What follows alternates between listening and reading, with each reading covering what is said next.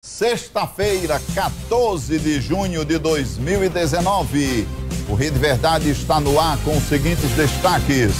Jair Bolsonaro demite ministro Santos Cruz.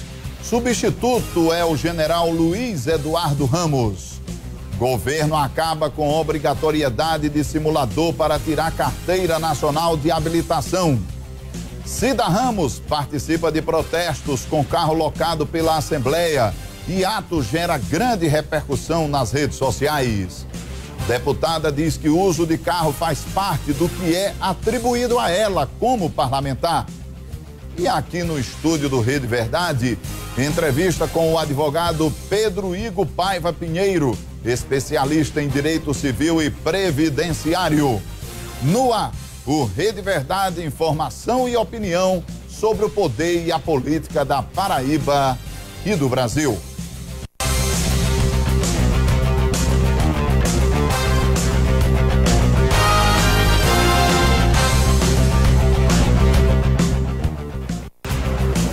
Horas e 50 minutos, 13h50. Obrigado por sua audiência de todos os dias aqui no nosso Rede Verdade da TV Arapuã. Muito obrigado mesmo pela companhia que você nos faz todos os dias aqui na tela da TV Arapuã. Aproveitar aí para agradecer a você que me segue nas redes sociais, @Delton Alves, tanto no Twitter, Facebook, Instagram. Muito obrigado mesmo pela audiência também nas redes sociais. Muito obrigado e obrigado a você que está na Paraíba agora assistindo o nosso Rede Verdade aqui pela TV Arapuã. Bom, hoje foi um dia de muitas manifestações aqui em João Pessoa. O dia começou complicado, né? Primeiramente com parte da BR-230 interditada, né? No sentido João Pessoa para Cabedelo. Isso transformou o centro, o trânsito ficou muito complicado na cidade. E para aumentar ainda mais essa tensão no trânsito hoje, nós tivemos aí a manifestação, as manifestações feitas por grevistas. Afinal de contas, hoje está tendo greve geral em todo o país. E João Pessoa não foi diferente, né? Os manifestantes estiveram nas empresas de ônibus, né? Impedindo que esses ônibus viessem para as ruas. O trânsito de João Pessoa ficou muito complicado hoje pela manhã aqui na nossa capital do estado. Um fato que chamou a atenção hoje foi a deputada estadual Cida Ramos, que esteve também na manifestação, e ela foi muito hoje criticada, debatida, digamos assim, nas redes sociais por conta do uso de um carro da Assembleia Legislativa que está a serviço, inclusive, da deputada Cida Ramos. Essa imagem aí hoje deu muita discussão na internet, né? A deputada disse hoje que esse trabalho aí faz parte da ação parlamentar dela, como deputada estadual, né? E esse carro foi colocado hoje numa das ruas, numa das avenidas aqui da nossa capital para tentar impedir o fluxo de trânsito. Isso chamou muita atenção das pessoas que passavam hoje pelas ruas aqui da nossa capital e muita discussão nas redes sociais. Mas como eu disse, a deputada já disse hoje que isso faz parte do seu trabalho como parlamentar, representante do povo do estado da Paraíba. Aliás, é bom que se diga aqui, para conhecimento de todo mundo, que todo deputado estadual na Assembleia Legislativa tem direito a um carro, a um veículo, né? Esse veículo é locado pela Assembleia e cada deputado tem direito a um carro. Assim como o Cida usou hoje para essas manifestações, também tem deputado que usa o carro para ir para o interior do estado, para participar de uma festa, por exemplo, de uma cidade onde ele tem influência política, onde ele tem o apoio do prefeito, né? O deputado faz viagens para cá, para lá, tudo com o carro pago pela Assembleia Legislativa, ou seja, pago com o dinheiro do contribuinte. E por isso ela foi muito criticada hoje, mas é como eu disse, os deputados têm direito a esse tipo de benefício, se bem que nos dias de hoje há uma fiscalização muito grande, a população não aceita esse tipo de privilégio para os parlamentares. Bom, essa discussão está posta aí para as pessoas, tanto nas emissoras de TV, quanto também nas redes sociais. E olha só, vamos agora, deixa eu falar aqui também, né? O Valdez vai me ajudar aí para a gente colocar algumas imagens, porque hoje João Pessoa, né, amanheceu com esse trânsito caótico, como eu já disse, e amanheceu também na ressaca do que aconteceu,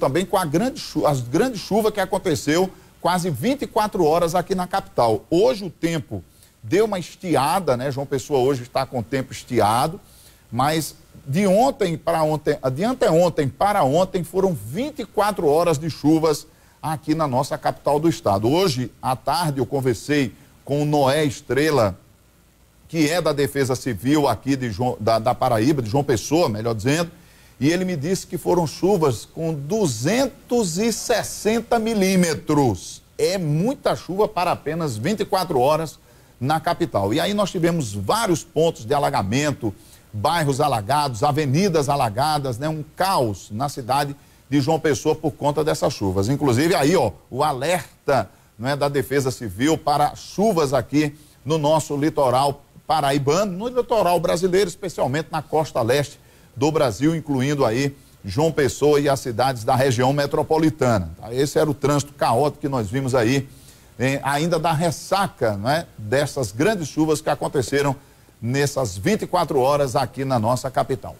Olha só, nós vamos agora a um intervalo. No próximo bloco nós vamos conversar aqui na nossa bancada com o advogado Pedro Igo Paiva Pinheiro, que é especialista em direito civil e previdenciário. Nós vamos falar sobre o relatório da Previdência que foi apreciado na Câmara dos Deputados. Daqui a pouco a gente fala sobre isso, logo depois do nosso intervalo.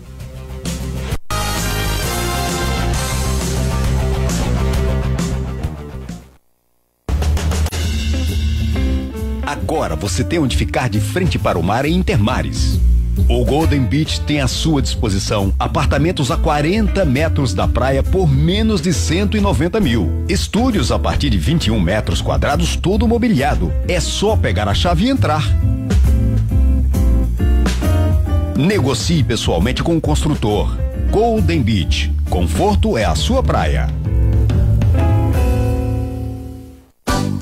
Eita, que o forró fiado do Armazém Paraíba tá bom demais! Tem churrasqueira elétrica por apenas R$18,90. Forno micro-ondas Panasonic fica só R$369. Fogão 6 bocas custa só R$599. Sanduicheira é apenas R$39,90. E o J4 Plus com tela de 6 polegadas e memória de 32 GB é só R$799. Forró fiado só no Armazém Paraíba. Terça, dia 18 de junho, no Parque do Povo. O show Acenda uma Luz, com o Padre Nilson Nunes e o Padre Antônio Maria.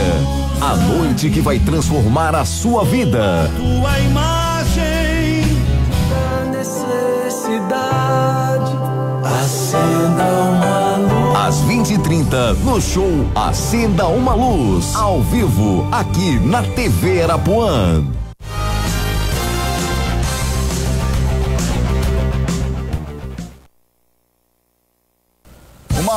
1h57, 1h57, voltamos aqui com o nosso Rede Verdade pela TV Arapuã, aqui em João Pessoa. Olha só, vamos agora para os destaques aí do portal paraíba.com.br, que é o portal de informações aqui do Sistema Arapuã de Comunicação. Falei agora há pouco, né, sobre essa situação que João Pessoa se encontrou hoje pela manhã. Protestos, queda de barreira e acúmulo da água na pista. Os pontos bloqueados em João Pessoa você encontra aí no portal paraíba.com.br, que é o portal de informações aqui do Sistema Arapuã de Comunicação.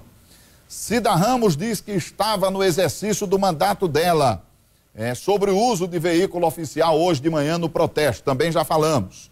Bombeiros resgatam vítimas e orientam população sobre procedimentos nas chuvas aqui da capital. E Justiça de Campina Grande conclui audiências concentradas e 13 crianças retornam à família natural. São destaques aí do portal paraíba.com.br, que é o portal de informações aqui do Sistema Arapuã de Comunicação, para você ir lá, acessar e ficar muito bem informado sobre o que acontece em João Pessoa, na Paraíba, no Brasil e no mundo.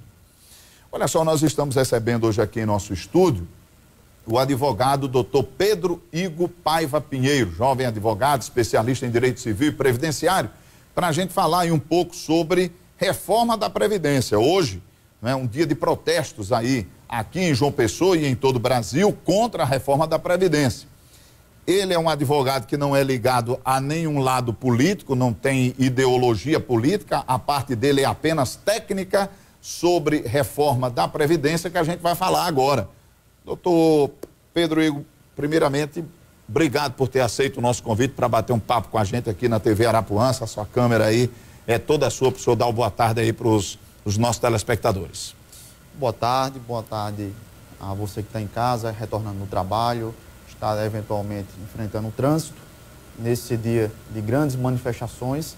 E vamos falar um pouco sobre o relatório lido ontem pelo deputado Samuel Moreira, do PSDB, e esclarecer algumas dúvidas muito corriqueiras que a população tem em relação a essa tão famigerada reforma que vai colocar aí em dúvida ou incerteza direitos e garantias sociais que estão aí esculpidos desde 1988 em nossa Carta Cidadã. Então, nesse relatório que foi apresentado ontem, doutor Pedro Igor, o que lhe chamou mais a atenção e quais são as mudanças mais substanciais no texto da reforma? Olha, na realidade foi uma grande surpresa o teor do relatório, exatamente porque veio para beneficiar. O deputado Samuel Moreira destacou ontem em sua leitura grandes avanços que a oposição já vem tentando pleitear desde o início da PEC originária, da PEC 06/2019. E quais foram esses pontos que irão beneficiar o brasileiro, que irão beneficiar o segurado? Eu destaquei, inclusive, agora há pouco, e vou destacar aqui novamente, que a reforma, ela não é só da Previdência. Ela é uma reforma da Seguridade Social, que envolve a mais saúde, ampla, então. Porque o tripé da Seguridade Social envolve assistência social, saúde e previdência. Então, vamos lá. Um dos principais pontos que irá colocar em voga, em pauta, em relação a novas mudanças, é em relação à aposentadoria rural.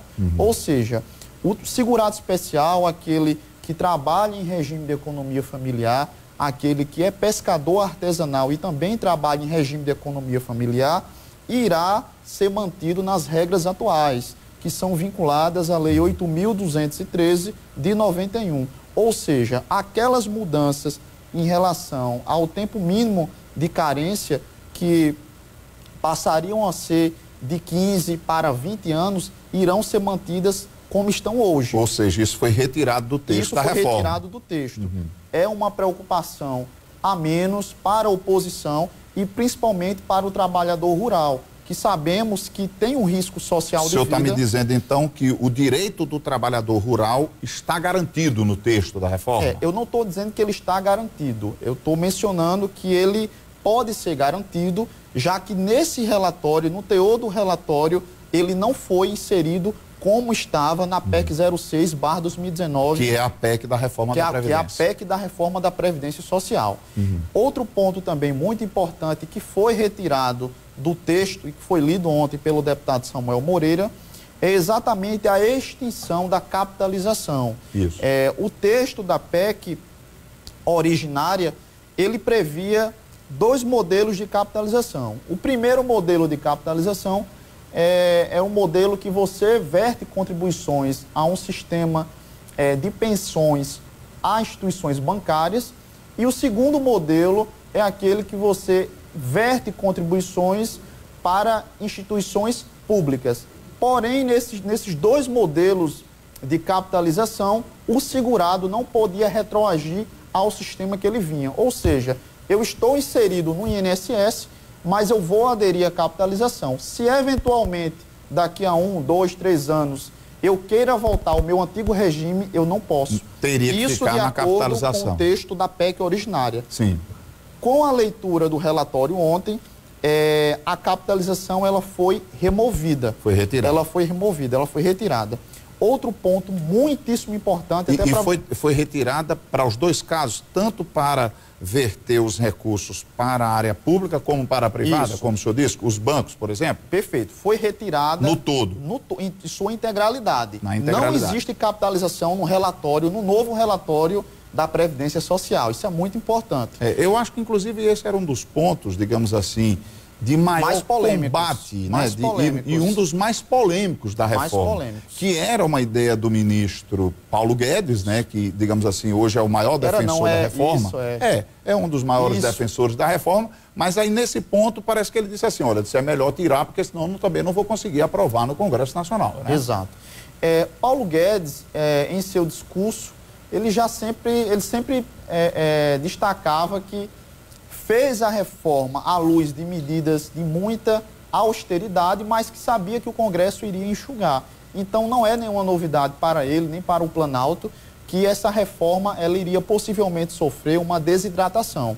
O que ocorreu, na verdade. O que está ocorrendo na realidade. Outro principal ponto que foi removido do relatório e que é um ponto, no meu ponto de vista, enquanto professor, enquanto advogado, é exatamente a manutenção da LOAS. O que é LOAS, para quem está em casa entender? É a Lei Orgânica da Assistência Social que mantém os benefícios de prestação continuada à pessoa com deficiência permanente e ao idoso com etário de 65 anos. E eu até falo isso com etário de 65 anos porque não deixa de ser uma antinomia jurídica, já que o Estatuto do Idoso fala que idoso é aquele que tem um etário de 60 anos. Porém, na leitura da inteligência do deputado do PSDB, inclusive, ele destaca que irá ser mantido esses benefícios de acordo com a LOAS, com a lei atual, que é uma lei de 93, portanto, não prejudicando esses hipossuficientes na forma da lei que nunca contribuíram para o INSS e que ficariam aí às margens. Tinha uma proposta aí, só para a gente fazer o contraponto. A proposta do governo, de Paulo Guedes, era escalonar. Do governo, né, era escalonar. Exato. Né, e o benefício não poderia passar de R$400, não era isso? Isso, vou explicar. Não é isso? Isso. O que Paulo Guedes mencionava, e é o que está inclusive no texto originário da PEC 06/2019, é que quando você cumprisse os requisitos taxativos da lei, vou falar dois aqui para a gente ser objetivo, que é ter cadastro no CAD único do Bolsa Família e atingir a renda per capita não inferior a 1/4 do salário mínimo. E você fosse pleitear o benefício, isso sendo idoso, se você já completou 60 anos ou fosse completar 60 anos, você iria ganhar esse benefício não mais na importância do salário mínimo vigente, mas sim de R$400, até você completar 70 anos. Ou seja, o governo federal, no texto originário, ele dizia que quando você completar 60 anos e atingir os requisitos da LOAS, que é a Lei Orgânica da Assistência Social, você pode requerer o benefício e, se for concedido, você recebe R$400, que irá ser aumentado de forma escalonada até você completar 70 anos. Irá aumentar até um salário mínimo. Para você que está em casa... O Congresso não aprovou isso de jeito nenhum. Isso recebeu uma repulsa logo no início, né? Isso, tanto que foi retirado, né, da pauta, e isso está no relatório, você que está em casa pode acessar. E só para destacar para quem está em casa entender, o benefício de prestação continuada, tá, gente, não é uma aposentadoria, é um benefício assistencial que não gera 13º. Então, ele é universal, não possui caráter contributivo e não está vinculado à Previdência. Ele está vinculado à assistência social, que é um dos pontos que inserem a Seguridade Social. Por isso que eu sempre destaco que não é só uma reforma da Previdência, é uma reforma da também Seguridade, que envolve a Seguridade Social. Entendi. Na questão do tempo de contribuição e também a idade para se aposentar, o que ficou determinado lá no texto e que vai para o plenário numa oportunidade vindoura aí? Tá, como eu falei inicialmente, a inteligência do texto do deputado Samuel Moreira veio para beneficiar. O texto enxuga pontos críticos, principalmente em relação à idade, à expectativa de vida, ao fator previdenciário, que é a expectativa de vida versus a idade. E o que é que o texto diz em relação a essa nova expectativa de vida ou a essa nova questão da idade para se aposentar? Ele fala que, inicialmente, a mulher poderá se aposentar com 57 anos e o homem com 62 anos, claro, num período escalonado. Isso modifica a ideia inicial da PEC 06/2019, porque tinha uma proposta com mais austeridades. O fato do etário, da expectativa de vida, eu acredito que isso tem que ser mantido, tendo em vista que em qualquer país, em qualquer nação, a expectativa de vida, ela muda com o passar dos anos, inclusive ela acontece em todos os países, e no Brasil estamos num momento previdenciário congelado. Temos uma expectativa de vida X e ela já está assim há várias décadas. Então isso tem que ser de fato alterado, porque a máquina, ela não aguenta. Agora, se me permite, pois não. Eu queria também destacar outro ponto muito interessante, que não foi nem destacado no relatório da reforma, nem destacado, inclusive, na PEC originária, que é exatamente o ressurgimento de um Conselho Nacional da Seguridade Social. O que fez esse órgão enquanto existiu?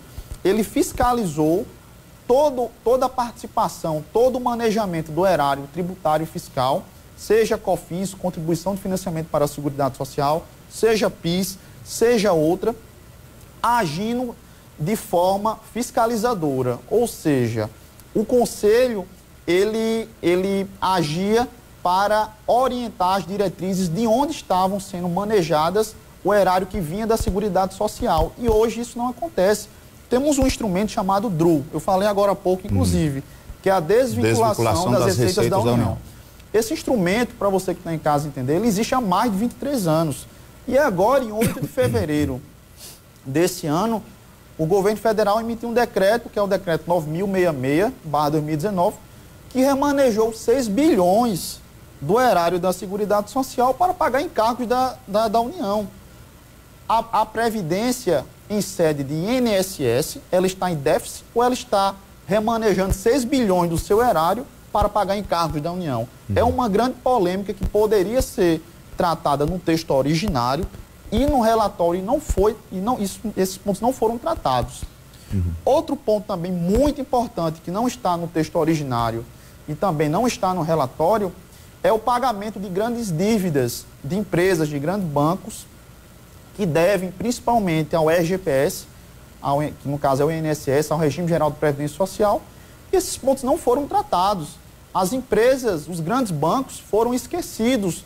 Existem cobranças por parte da Receita Federal, mas que na realidade até hoje não foram efetivadas.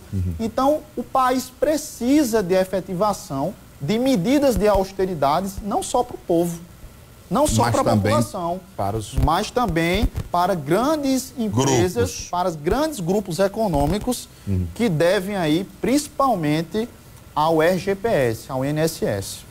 Tá, o senhor explicou muito bem aí a respeito da idade mínima para a aposentadoria e também do tempo de contribuição, mas o senhor me disse que no texto ficou 62 anos, foi isso? Isso, exato. Porque o governo queria 65, não foi? Na proposta original. Exato. Para a idade, né? Para se aposentar por idade, não é isso? Aí, porque aí é idade com tempo de contribuição. O tempo de contribuição continuou o mesmo, 35 anos? Isso. Outro ponto muito importante que foi retirado das ideias iniciais da PEC 06 foi exatamente a carência mínima e o tempo de contribuição. O governo federal inicialmente queria igualar a idade mínima para homem, 65, e para mulher 65, exceto no período escalonado, onde essa idade iria diminuir. Certo. E como inclusive vai acontecer nas regras de transição, que atualmente são 3 anos. A gente pode explicar isso em outra matéria com mais calma. Mais calma. É um negócio complicado também. O relator, deputado Samuel Moreira, foi bem claro que o período de carência continuará sendo como hoje. Ou seja, para você se aposentar hoje, dentro de uma carência mínima, você precisa de 15 anos de contribuição. Ou seja... Tanto para homem como para mulher? Tanto para homem como para mulher. Ou seja, 180 contribuições vertidas à Previdência. Quando eu falo Previdência, eu falo no sentido do RGPS, do INSS. Certo, INSS. E aí a idade seria mantida para homem 65 e 62 para a mulher. E isso de acordo com a inteligência do relatório da reforma da Previdência. Tá. Tem muitos pontos da reforma, por isso que a gente tem que conversar, tem que ter muito tempo para conversar, e não é uma coisa fácil de se entender. Não. Mas a gente está fazendo aqui, pelo menos, digamos, uma abordagem mais geral sobre a proposta, sobre o relatório, né, que foi lido ontem na Câmara lá dos Deputados. Deixa eu lhe fazer uma outra pergunta. Como é que ficam os servidores públicos, tá certo? Que eu sei que eles fazem uma pressão muito grande em cima do governo, né? E como é que ficou a situação dos servidores públicos? Tá, é importante nós entendermos que essa reforma, assim como a reforma tributária, que em breve ocorrerá, assim esperamos, que é tão importante quanto a reforma da Previdência, ela irá unificar todo o sistema previdenciário do Brasil. Portanto, se existem regras convalidadas no INSS, essas regras serão equiparadas também aos regimes próprios e ao regime jurídico único, que é vinculado a servidores da União. O senhor está querendo me dizer o seguinte, que daqui para frente, porque não pode mexer no direito adquirido, não, mas daqui para frente o servidor público teria que, com a aprovação da reforma, isso claro, com a aprovação da reforma. O senhor está me dizendo que daqui para frente, se for aprovada essa reforma, o servidor público vai ter a mesma regra que tem hoje o trabalhador da área privada? Isso era a ideia inicial da PEC e que aparentemente não foi manejada, não foi movimentada à luz da inteligência do relatório. Não foi discutido, não digamos foi assim, discutido, né? Mais discutido, né? Um ponto que aparentemente é muito polêmico também é a retirada dos RPPS da reforma da Previdência, ou seja, cada município, cada estado faria o seu regime próprio de previdência de forma descentralizada, desvinculada da União, para que o Congresso em si e para que a Seguridade Social inserida aí dentro de nossa Carta Cidadã não fossem prejudicados à luz de garantias da ordem social. Um ponto muito importante que eu falei também agora há pouco é que de 24 estados em todo o nosso território nacional, apenas 3 estão em condição de superávit previdenciário. Dos 27, né? Isso. Dos 27, dos 24, né? Porque o estudo foi realizado em cima de 24 estados. 3 ficaram de fora. Que estão superavitários, exatamente. Né? Isso? Dados, 3, né? Isso. Apenas. Isso, apenas 3. Dados esses da Secretaria da Receita Estadual de cada estado. Foi feito esse levantamento à luz dos regimes próprios. A Paraíba, por exemplo, a Paraíba está em déficit. É um exemplo de que a Previdência aqui trabalha em déficit, isso. Né? Agora é interessante que, embora o regime próprio da Paraíba esteja em déficit, isso aí é fato, somos um dos estados em condição, digamos assim, menos pior. Temos aí Rio de Janeiro, Rio Grande do Sul e Minas Gerais. São os estados que na realidade, já estão em decadência. Os estados quebraram, né? Esses aí quebraram. E quebraram, inclusive, a Previdência. Exatamente. Né? E aí, o que acontece? Falta de governabilidade, falta de transparência pública, falta de probidade. Então, infelizmente, os regimes próprios não podem incidir em cima do RGPS, porque são questões diferenciadas. A partir do momento quando a gente faz uma unificação previdenciária nacional, pode prejudicar também um regime que não está tão quebrado, não estou falando que não está, mas não está tão quebrado como os regimes próprios. Entendi. Que, por sua vez, tem aí uma administração, infelizmente, temerária, direcionada com outros interesses, temerária. Então, realmente, isso também precisa ser revisto. Se os regimes próprios, os RPPS, participariam ou não. Nesse momento eles estão de fora, né? Nesse momento eles estão de fora. Mas podem entrar, porque eu vi, inclusive, o Rodrigo Maia dizendo que eles podem voltar a fazer parte da reforma da Previdência como um todo. Isso, muito bem destacado, inclusive, porque Rodrigo Maia participou de uma reunião com líderes partidários semana passada e um dos principais pontos foi exatamente essa pauta, se os estados e municípios participariam da reforma ou não. Então, essa reivindicação dos líderes partidários era para que esses RPPS participassem sim, porque tem muitos governos estaduais que estão acenando, pedindo socorro, de fato, para a União, em virtude aí desse grande déficit previdenciário próprio e que, à luz da nova reforma, da nova Previdência, como o governo federal chama, iria aí dar uma melhorada nas suas condições. Os devidos regimes próprios. E aí dá uma melhorada nas suas condições. Perfeitamente. É porque também a gente tem que perceber que tem muitos interesses, né, por trás de tudo isso, né? Tem os interesses dos estados, dos municípios, do governo federal, e esses interesses têm que ser tudo conciliado e conversado e dialogado lá no Congresso Nacional. Isso. A reforma da Previdência Social, ela é de extrema importância. Eu acredito que seja, muito embora o país, depois da Constituinte, em 5 de outubro de 1988, passou por 2 reformas da Previdência. Temos 2 emendas constitucionais, a emenda número 45 e a emenda número 98, salvo eu não me engano, de 2003, que aí mexeu mais com os servidores públicos. Já passamos, portanto, por 2 reformas. Essa reforma seria, digamos assim, uma reforma mais completa. Então, é interessante demorar, é interessante dialogar, a expertise conversar, de professores, de juristas, entrarem num denominador comum, porque o brasileiro não pode sofrer. E digo mais, as regras de transição, que atualmente são de 3 anos, o que é isso? Para você que está em casa e possa entender. Se eu tenho um determinado tempo de contribuição e está faltando 3 anos para eu requerer minha aposentadoria, de acordo com o texto originário da reforma da Previdência, eu vou ficar protegido, porque essa regra de transição de 3 anos, ela me protege, tá? Eu acredito que essa regra deveria ser maior, já que temos aí um estudo feito pelo Instituto Brasileiro de Direito Previdenciário, que as pessoas que vão mais ser prejudicadas são as que têm um etário entre 40 e 55 anos. É meu caso, viu? Você tem quantos anos? Eu tenho 29. Possibilidade de se aposentar? Nunca, né? Do jeito que está lá, né? O jeito é trabalhar muito. O jeito é trabalhar muito. Como eu já vou com 55, né? Aí eu entrei na regra de transição, viu? Inclusive, muitos servidores estão procurando para preparar pareceres para dar entrada em aposentadorias exatamente com receio. De serem apanhados pela reforma. De serem apanhados pela reforma. Agora, no início do ano, foram centenas de servidores do próprio INSS que deram entrada com pedidos de aposentadoria. Inclusive servidores não só no INSS, mas servidores de âmbito em geral, da Justiça Federal, do TRT. Então tem sido muito comum, enquanto advogado, o pessoal está correndo para se aposentar para preparar os pareceres e dar entrada na aposentadoria. E se aposentar antes da reforma passar. Exatamente.